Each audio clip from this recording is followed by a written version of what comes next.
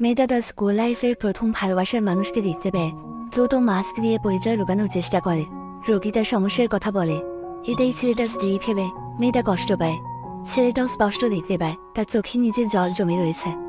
ভাই দেখ, এখানে নতুন রেস্টুরেন্ট ওপেন হয়েছে, চল যে। এসব ফালতু কাজে সময় নষ্ট করার টাইম আমার কাছে নেই, তোর ইচ্ছে হলে তুই যা। ব্যানালি নাম দেখি শিওর হয় এটা ওই মেয়েটাই যে স্কুল জীবনে তাকে প্রচন্ড ভালোবাসত।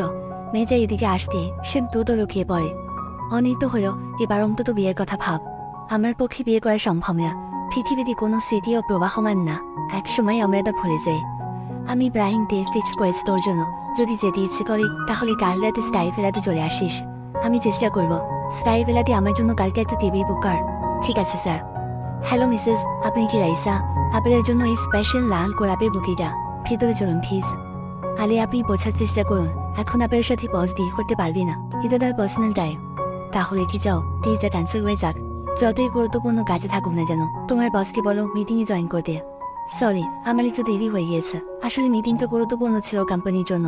স্যার, ম্যাডাম, আপনাদের জন্য স্পেশাল ড্রিঙ্কস। ধন্যবাদ, আমি একটু ওয়াশরুম থেকে আসছি। জি স্যার, এখানেই। অভিনন্দন তোমার নতুন জীবনের জন্য। তাহলে এবার সত্যি বিয়েটা করে ফেলছ? হ্যাঁ, ছাড়, আমাকে যেতে হবে। কেউ রিয়া ডাক দেয়, সে সেখান থেকে চলে যায়। বাসায় যাওয়ার সময় হয়েছে, আমি আসছি।